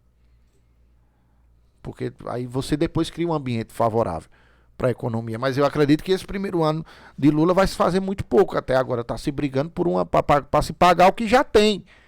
Veja, não é nem para fazer mais. A PEC da transição, a PEC do fura-teto, a PEC de quem está querendo chamar de PEC do que seja, é a PEC para dizer assim: olha, a gente tem um ano que vem, vai ter uma despesa de R$600 e a gente não está tendo como pagar, porque o que o governo deixou não tem. Então a gente vai ter que fazer o seguinte: a gente vai ter que aumentar o nível de endividamento do Estado para deixar de dizer assim e tirar de outras áreas para botar naquela. Então, eu penso que a gente precisa muito, o governo ainda vai precisar caminhar muito para o desenvolvimento, porque eu não sei também se o fator internacional vai contribuir. Nós temos países com economias sólidas, históricas, que atravessam momentos difíceis. Notadamente, a gente falou aqui, a Inglaterra, inflação alta. Estados Unidos, inflação alta. Então, quando a inflação está alta, você diminui o consumo externo. Então, o Brasil não vai ficar sendo não vai vender tanto. Será que as commodities vão crescer? Aquele preço de bens que são valorados, né, no mundo todo e que o Brasil tem de sobra? Então, quais vão ser os caminhos para o desenvolvimento econômico do Brasil? Eu não sei até agora. Eu tenho... As minhas críticas são nesse sentido, de compreender qual vai ser o caminho de desenvolvimento que vai ser traçado. O caminho de desenvolvimento que foi traçado no governo Lula, 2002, 2003, 2008, por aí vai, era um modelo. O caminho hoje é outro. Então, assim, às vezes você precisa dialogar muito, e a sorte do Brasil é esse diálogo que Lula tem, né, com os chamados, que estão utilizando muito essa palavra agora, os players da economia, né, os grandes... As grandes economias. O Brasil, no governo Lula, tem uma diplomacia mais aberta. Não é aquela diplomacia. A diplomacia do Brasil, nos 4 anos de Bolsonaro, era pró-Trump. Agora eu penso que ela deve ser uma diplomacia pró-economia. Então a gente vai esperar o que é que vai acontecer para depois do governo exitoso ou não. E aí o governo exitoso ou não passa necessariamente, não só por questões políticas de governabilidade, de estabilidade institucional, de não guerra entre os poderes, mas também pela economia. Esse governo de Lula, para ele ficar em pé, ele precisa necessariamente que a economia, que ele acerte na economia. Ele precisa muito acertar nesse campo. Para fechar esses resumos da política, a gente ainda vai comentar sobre a Copa, mas em relação aqui ao Brasil e à política, eu queria ouvir a sua opinião sobre o seguinte. Pode-se dizer que Bolsonaro saiu derrotado eleitoralmente, mas um vitorioso político. Porque, querendo ou não, a diferença foi muito pequena e ele tinha, sim, entre aspas, um exército todo com ele em todo o Brasil, praticamente. Mas a pergunta que eu quero que você reflita e ajude a gente a pensar é o seguinte: será que ele não errou na estratégia dele, o Bolsonaro, por não ter entendido dessa forma? Porque ele ficou recluso, não quis participar de nenhum evento, nem fora, nem no país. Inclusive, eu estou vendo aqui esse último que teve, que foi um encontro do Mercosul, né? Ele desistiu de ir para o encontro da cúpula do chefe de Estado na Mercosul, é um fato recente. E será que essa postura dele, essa atitude dele, não é um erro estratégico? Não, embora que por parte dele eu acho que isso era até esperado. Porque nessa eleição a gente viu o nascimento do bolsonarismo, não existia. Porque o que é Bolsonaro em 2018? O Bolsonaro é uma junção de vários fatores: o antipetismo, o lavajatismo, então, e a negação da política. Então, de uma pessoa que sempre fez política, por mais contraditório que seja. Mas a política é o ambiente mais contraditório que você vai encontrar. Você não espera coerência na política, você não encontra. A política é contraditória. É contraditório, as ideologias são contraditórias, as pessoas são contraditórias. É um ambiente de profunda contradição. Então, não vá procurar coerência em política, você não vai encontrar. Você vai encontrar em outro canto. Mas não existia o bolsonarismo, existia esse ambiente. Bolsonaro sagra-se presidente da República 2018 porque ele é a encarnação na democracia delegativa do lavajatismo, do antipetismo, do fora corrupção e por aí vai. Só que em 2022 nasce o bolsonarismo, que é a pauta ligada com ele. Então o bolsonarismo é o quê? Além de tudo isso, é uma pauta muito ligada à figura de Bolsonaro como o personagem principal de um movimento real, presente, factível, que é essa direita. A direita do Brasil, ela é tão grande que ela absorve, ela acaba diluindo os outros movimentos mais de centro-direita. O DEM, você não ouve mais falar no DEM, que era o antigo PFL, aqui o povo chamava PFL, não tem mais o DEM. Não tem mais o PSDB. Isso vinha lá de trás da Arena. Da Arena, do PFL. O PFL é uma ala mais moderada, partido da Frente Liberal da Arena, né, que naquele momento histórico ele sai da ala mais moderada e tenta conversar com... O PFL foi criado naquela véspera da eleição de Tancredo, porque eles tinham um radicalismo que estava apoiando o Maluf, e tinha uma ala mais moderada que dizia: rapaz, a gente tem que apoiar aqui essa turma aqui, e vamos conversar com o MDB, e aí tu coloca o Sarney como vice, né, na chapa Tancredo e Sarney no colégio eleitoral. Então, esse nascimento lá do PFL. Mas era uma ala de direita, o PSDB, o PFL. Então, mas acaba de uma maneira tal que a direita hoje do Brasil, ela é resumida hoje à figura de Bolsonaro. Bolsonaro é o grande líder. Só que o grande problema... Do extrema-direita. Do extrema-direita. Só que o problema de Bolsonaro, se Bolsonaro falar hoje, ele tá naquele... Tem até um filme bem interessante de Quentin Tarantino, que eu esqueci, mas eu lembro, era o Dilema Mexicano. O que é que ele vai fazer? As duas opções são ruins. Porque se Bolsonaro fala, e se ele tem uma fala que tente agitar as bases que ele colocou, a fala de Bolsonaro tem que agitar as bases dele. E aí ele tem que incentivar o discurso golpista, né, derrotista, dizer que não foi derrotado, que foi tirada, a eleição dele foi tirada. Então tem muita gente esperando isso, que Bolsonaro fale isso. Mas se ele diz isso, ele sofre consequências políticas e pela institucionalidade brasileira. Então, ninguém pensa que vai passar ilesa. Ninguém pensa que vai passar ilesa essa fala. E se ele não faz nada, em que pese ele, de algum modo, não ter esse contato mais direto com sua base, mas pelo menos a base não se desmobiliza. Porque você imagina um presidente da República que diga assim: olha, vamos aceitar a eleição, e eu vou fazer campanha. Ele não tá, ele não quer, ele não pode ter esse discurso que ele desmobiliza essa base que está na porta do quartel, em que está marchando na frente do quartel, que está vestindo a camisa verde e amarela. Não dá. Então, assim, até do ponto de vista estratégico, o silêncio dele cumpre um papel estratégico, com que o discurso cresça sem ele necessitar fazer o discurso. Então, assim, mas no fim das contas, a gente tem, sim, hoje no Brasil, metade da população está muito claro que aderiu a esse movimento de direita e que ele é forte e que ele é sistemático. E eu espero que ocorra, contanto que seja respeitando o mínimo, um ambiente mínimo, de que é uma linha, que ele não ultrapasse uma linha mínima. E a linha é o quê? Que não seja um movimento que flerte contra a democracia, contra eu a preferia dizer assim, que eu torço até muito para isso, para a organização da direita, que eu acho que isso é saudável, como você disse, o equilíbrio entre as duas coisas. Agora, nem extrema esquerda e nem extrema direita. Exato. Então, esse movimento aí bolsonarista, com essas características, eu espero que não se... Tem não algum cresça. risco, depois que Bolsonaro saia, existe algum risco dele ser preso pelo que ele fez? Hoje não. Por quê? Por que você me pergunta hoje? Porque não existe nenhuma ação penal em curso agora. Mas existem algumas investigações que podem alcançar ele. Mas hoje não tem nenhuma investigação direta da figura do presidente da República que leve ele à prisão. Hoje. Não tem essa investigação. Até porque os quadros nomeados por ele também, dentro do possível, seguraram a PGR, ou seja, que instância tenha sido. Então, né? assim, hoje, especificamente, não há nenhuma investigação, né, clara, objetiva, que demonstre, né, tem na fake news dizendo, olha, o Bolsonaro pode ser, mas atualmente não, pode existir. Né, mas se ele correr o risco de ser preso, seja dada a ele a oportunidade de defesa, do contrário, e que ele seja preso pelos reais motivos, e que seja julgado pelo juiz, que seja isento e que seja bem acusado. É um dos requisitos de uma democracia. Até para não correr isso, aconteceu com Lula. Né? Ser bem acusado é um dos requisitos fundamentais. Não é só ser bem sentenciado, né? Ser bem acusado. Ou seja, ser acusado por uma coisa que realmente aconteceu e que tenha indícios mínimos de prova e que seja dada a oportunidade de você provar que de fato não ocorreu.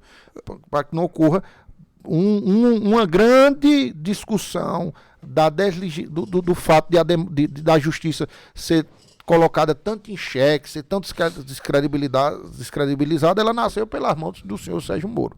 Sérgio Moro foi o maior contribuidor para que a justiça não tivesse a credibilidade que teve.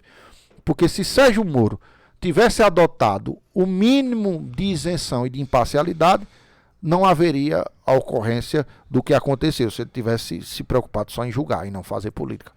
E o que aconteceu? Por exemplo, o Lula foi anulado o processo dele. Exato. Todas as pessoas que foram julgadas por Sérgio Moro, aconteceu a mesma coisa ou só foi Lula? Ao que me parece, teve alguma coisa relacionada eu não lembro, Patrick, eu não lembro da dimensão e do alcance nesse sentido. Ao que me parece, teve uma coisa muito ligada a Lula e a outros personagens, que ficou meio que definida essa falta de isenção e de imparcialidade, que é um dos requisitos fundamentais para quem vai julgar. Eu conversei uma vez com um juiz que me deu uma lição formidável. E ele disse assim, no dia que eu tiver ódio, raiva, ou no dia que eu tiver vontade de condenar alguém, eu não posso condenar, eu não posso julgar essa pessoa. Eu não posso ser juiz. Eu me averbo suspeito e deixo de ser juiz. Eu achei excepcional isso. Era um caso bem complexo, complicado. Eu fui conversar com o juiz e ele me disse, não estou com ódio não estou com raiva não. Porque se eu for tomado desse sentimento, eu perco a condição de isenção de julgador. Então, eu não sei a dimensão e o aspecto que teve para outras pessoas. Eu sei que foi uma coisa muito ligada a Lula, e depois eu não sei qual foi a dimensão que isso tomou. Não sei quantas pessoas foram atingidas, ou até que ponto essa imparcialidade, ou essa parcialidade de Moro foi reconhecida em outros casos. Porque no fim das contas isso é reconhecido caso a caso. Né? Assim, você vai ter que pegar cada caso e comprovar em que aspecto o juiz foi parcial. E aí você anula a sentença de lá. Anulando a sentença, você anula todo o processo. Copa do Mundo, né? A gente começou a falar do que acontecia a partir de fevereiro, chegamos aí ao finalzinho, novembro, um período atípico, né? Porque geralmente a Copa do Mundo é no meio do ano, e num local também cheio de particularidades que novamente aí faz com que a gente vá pensar sobre a geopolítica, sobre os hábitos, os costumes, né? O que pode, o que não pode. O Catar, né, acabou sendo vitrine e motivo de denúncia também em relação a várias áreas dos direitos humanos.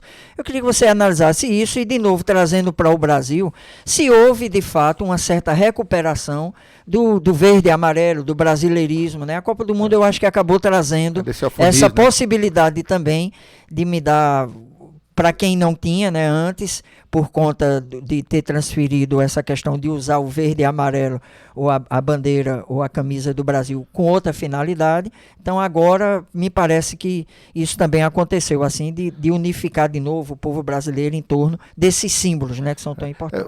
Vou começar pelo final de sua pergunta, Paulo. Você estabelece uma coisa interessante. Poucas coisas unificam o Brasil tanto como a Copa. A Copa é uma das circunstâncias que de 4 em 4 anos unificam todo o país. Então, me parece que existe um movimento por parte do presidente eleito Lula de tentar trazer a Copa para isso. Bolsonaro esqueceu da Copa, é um dos líderes em exercício que até agora não falou nada sobre a Copa.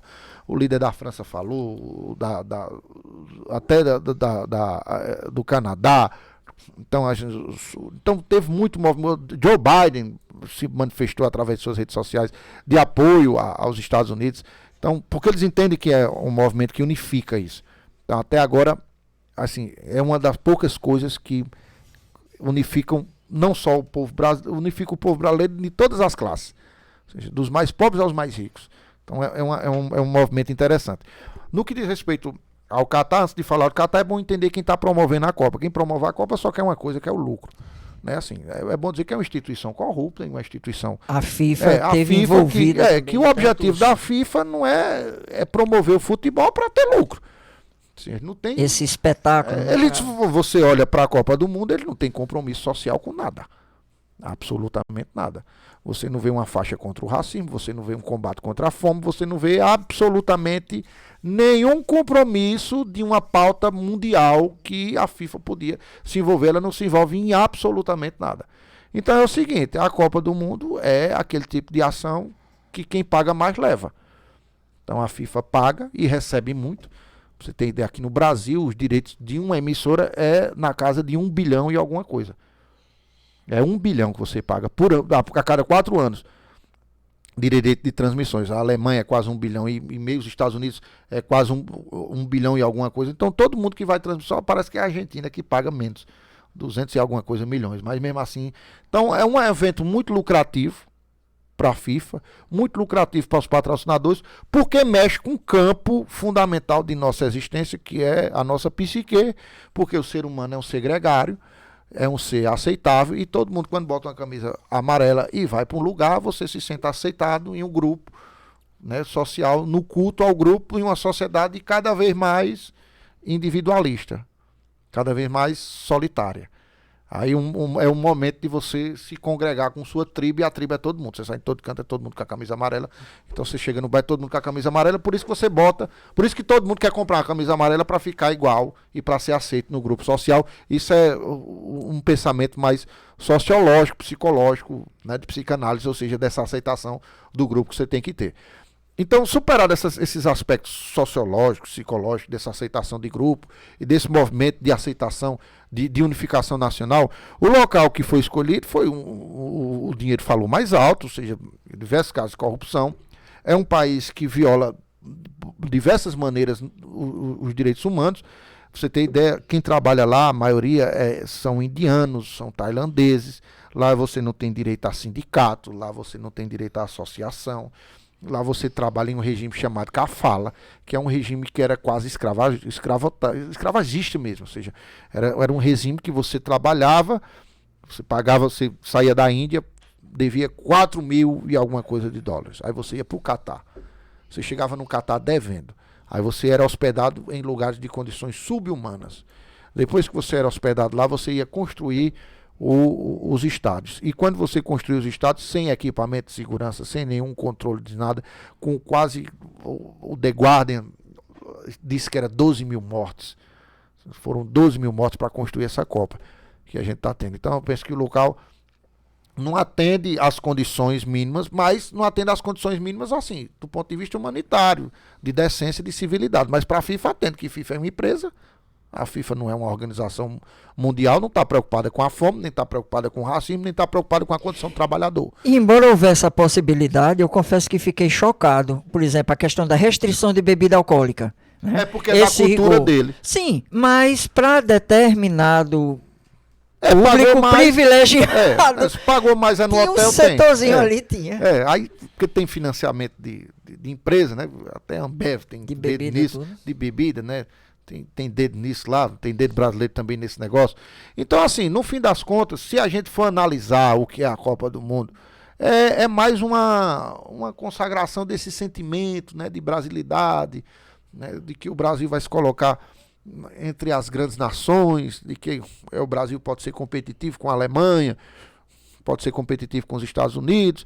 E é desse sentimento mais assim, e até mais afetivo, né? Todos nós temos uma memória afetiva numa Copa do Mundo, que assistimos na casa. Os que ganharam ainda tem mais ainda. Ganharam de 94, né? Estou trazendo a geração, não a geração de 70, mas até pegando a geração de 70, 94, 2002, tem um sentimento afetivo desse efeito. Então gera esse clima de otimismo. Aquece a economia. A Copa também no Brasil é um pouco democrática, é bom que diga isso, porque em que pese ter todas essas críticas, né, até dessa carência psicológica, desse sentimento de tribo, de todo mundo verde e amarelo e se sentir aceitável, mas tem uma coisa também mais democrática, que é o seguinte: você ganha o sujeito que está vendendo, o flanelinha que está vendendo a bandeira do Brasil e que está vendendo uma camisa que não é oficial, né? Ganha o cara da Nike e ganha o cara que está vendendo uma camisa verde e amarela que vai vender para uma pessoa mais pobre. Então ganha todo mundo. Então tem essa coisa também da economia. Ganha o garçom, vai ter mais garçom no bar, né? Ganha o dono do bar. Então não é ruim, eu não acho ruim não. Agora sim, eu compreendo do que é a Copa hoje, né? Eu sei qual é o efeito que ela tem. Eu não acho ruim, acho bom. Eu gosto de ver meu povo feliz. Eu gosto de ver meu povo feliz. E se meu povo está feliz por uma Copa, que seja. Fazer o quê? Não tem outra coisa. A gente não pode se animar com a educação, nem com saúde. A gente não vai ser campeão mundial da saúde, nem vai ser campeão mundial na educação. Então vamos ser campeão no futebol, a gente se alegra, cria esse sentimento de otimismo, faz com que a economia circule em favor da Copa e espero que o Brasil, eu estou torcendo pelo Brasil, torço pelo Brasil por conta desse sentimento. Acho que o Brasil tem condição de ganhar e é isso. Mas eu tenho também a compreensão do que é a Copa do Mundo e de como ela é construída e de como ela é indiferente às dores de nossa sociedade. Ela é completamente indiferente aos grandes problemas que poderiam ser tratados. Imagine, só para concluir o raciocínio, Paulo, novamente uma a importância. Copa como tema, Copa do Mundo, o tema é combate ao racismo. Veja que legado maravilhoso, alguma coisa lúdica para as crianças, para mostrar que racismo não é bom, é uma coisa, né, mostrasse isso, que a cor da pele não define seu caráter, como dizia Martin Luther King. Então, imagina uma Copa que tivesse essa percepção, que tivesse essa ideia de ter essa responsabilidade. A Copa dos Estados Unidos vai ser a Copa do meio ambiente. Preocupação com o meio ambiente, com o Estado sustentável, com toda essa discussão. Não tem isso, não. Novamente a importância do jornalismo, né? Porque, de novo aí, a imprensa quem ainda fez o jornalismo investigativo. Foi um jornalista de Londres que trouxe essa condição ainda em 2014, 2015. Ele foi pro local, você tem ideia, ele foi lá, esqueci o nome do jornalista, ele foi lá, foi na Índia, pegou essa transferência dos trabalhadores da Índia no Catar, mostrou a condição subhumana que eles viviam lá, não tinha lugar onde lavar roupa, era 12 pessoas num quarto, trabalhando debaixo de um sol escaldante, e por conta dessa reportagem, diversas organizações internacionais foram para o Catar, e aí melhoraram ainda, houve uma perceptível melhora, ou seja, as instalações estão melhores, houve um estabelecimento de um salário mínimo que não existia antes, mas mesmo assim, mesmo diante da melhora, ainda há um sistema repressivo. Se você trabalha no Catar, você é de fora, você tem uma licença para trabalhar e decide se associar em um sindicato, a consequência para muitos foi a prisão, pra você ter ideia. 2023 está aí, né? A porta. O que é que a gente tem aí para frente? O que você vê na questão do governo de Rodrigo Pinheiro? Como você enxerga? Eu acho que o governo Rodrigo Pinheiro está nadando num mar de brigadeiro que é sem oposição. Até agora ninguém... Eu vou usar uma linguagem bem objetiva para dizer isso. Até agora ninguém botou o dedo na cara de Rodrigo Pinheiro, do governo Rodrigo Pinheiro.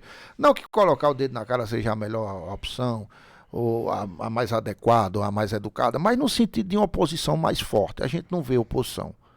Então ele já larga, desde que Rodrigo Pinheiro assume, e aí eu pensava que no São João vai vir alguma crítica de alguma oposição. Não tem oposição a ele, esse é o primeiro ponto. O segundo é a influência do Palácio do Campo das Princesas no Palácio de Jaime de Jaim. Então, assim, a gente não sabe como é que vai se dar essa influência, até que ponto vai se dar, até porque eu li o manual, né? Pelo menos eu tentei ler, presumidamente, imaginar que existiria um manual, na minha pretensão, minha humilde pretensão. Mas dessa conexão entre o Palácio de Jaime de Jaim e de Raquel, e do Palácio do Campo das Princesas, vai dar, eu penso que pode dar uma atração maior a Rodrigo Pinheiro. E além do mais, o que eu noto em Rodrigo Pinheiro é, como Paulo Naís colocou, é um governante muito preocupado de marcar passo com a sua identidade, com a sua característica, com as suas percepções que tem da política.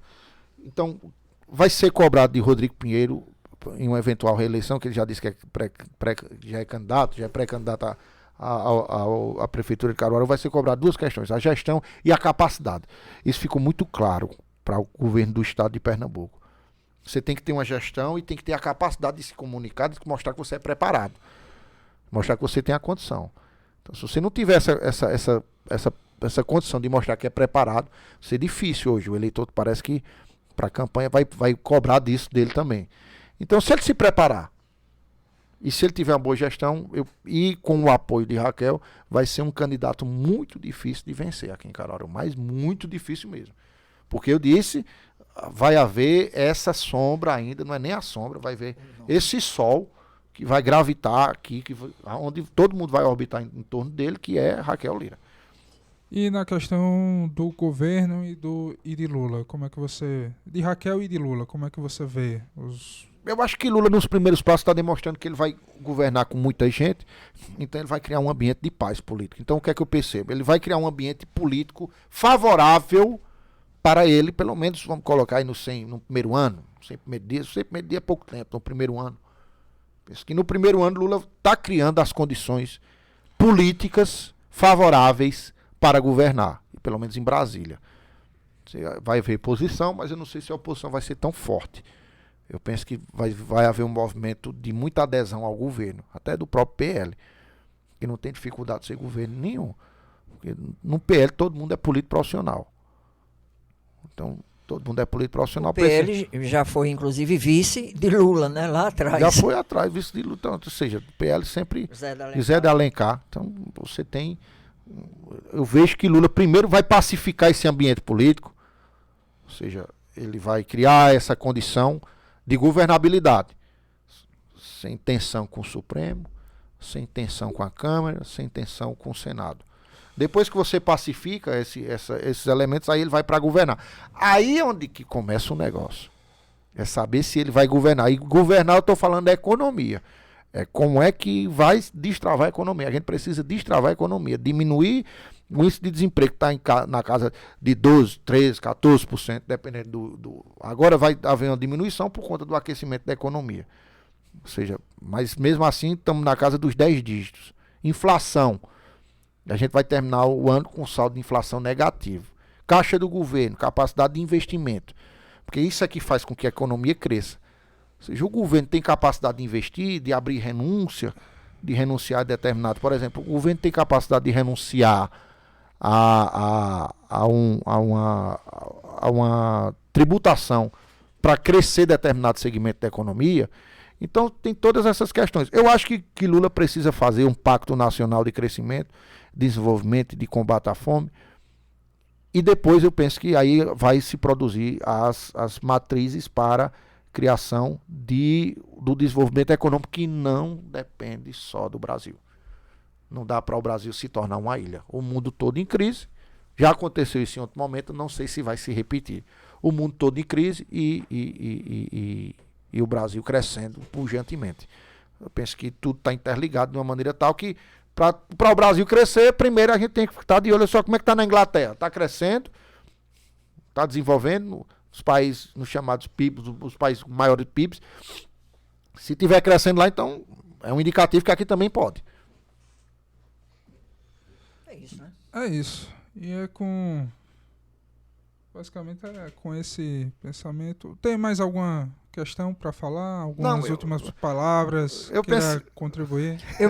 Eu queria deixar, porque eu conheço o pensamento dele e também me ajuda muito nesse sentido do pensamento, mas a gente esqueceu no começo, Patrick, de pedir que o pessoal deixasse o like, deixasse o seu comentário, a mensagem, compartilhasse. Então não esqueça, se inscreva, né, no nosso canal, e agradecer a audiência do ano, né? Porque apesar de que o programa é recente, esses podcasts, mas é um pessoal que já nos acompanha no blog, acompanha também o seu trabalho, e deixar registrado essa palavra de gratidão.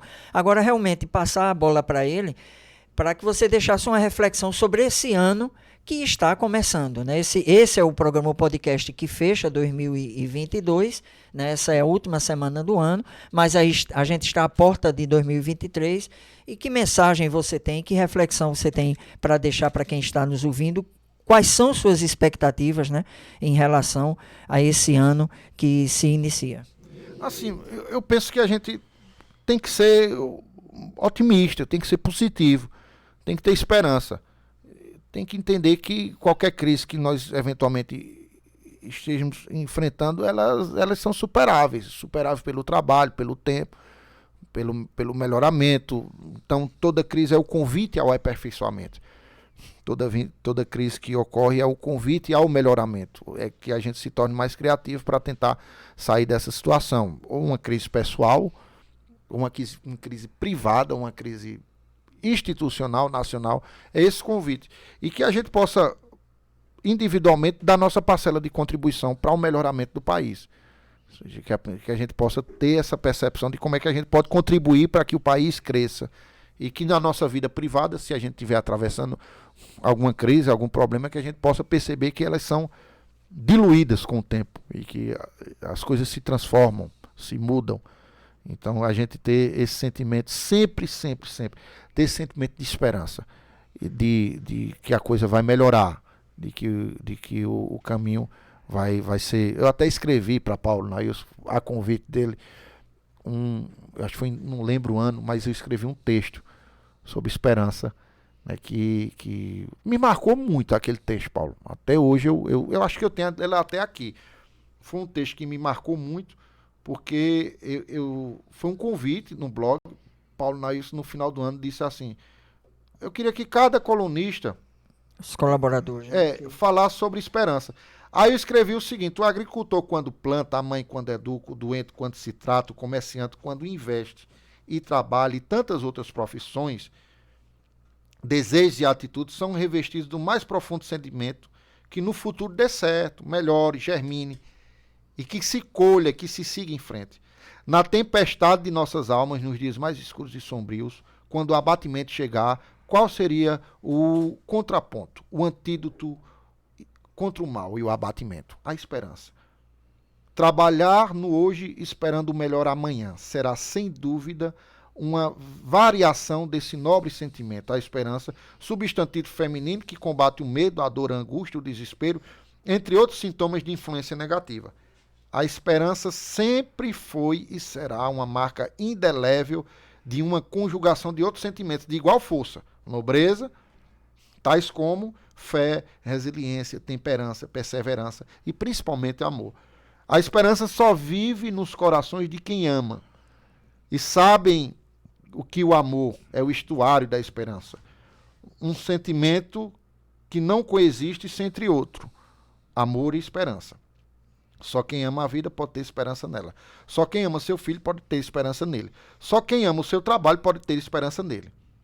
Em passagem impagável do livro que ultrapassou a barreira do tempo, tocando gerações, a Bíblia, o apóstolo dos gentios, Paulo de Tarso, em uma eloquência a serviço da divindade, lança o tripé fundamental dos mais nobres sentimentos, as chamadas virtudes teleológicas, onde a esperança ombreia a fé e o amor. Nesse sentido, ter esperança é a condição essencial para viver a fé e estar pronto para amar, sendo que ambos os sentimentos são fecundos mutuamente e calcados inesperavelmente. Fé, amor e esperança, um sentimento atuando a favor do outro. Para concluir, desse modo, não percamos a esperança e a capacidade de apegar a esse sentimento que por vezes pode ser abstrato ou concreto, mas é essencialmente humano, dedicado aos que amam e aos que buscam com esperança dias e tempos melhores. Com amor, fé, teremos esperança. Muito obrigado. E é com Não podia esse ser melhor. pensamento que encerramos o programa de hoje. E até a próxima.